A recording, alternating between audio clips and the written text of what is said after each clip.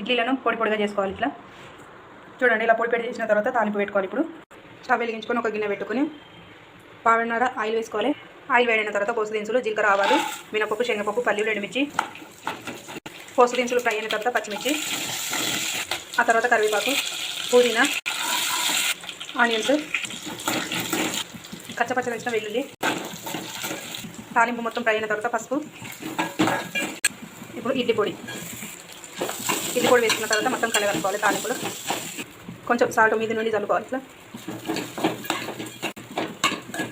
మొత్తం కలగలుపుకున్న తర్వాత కొంచెం నిమ్మరసం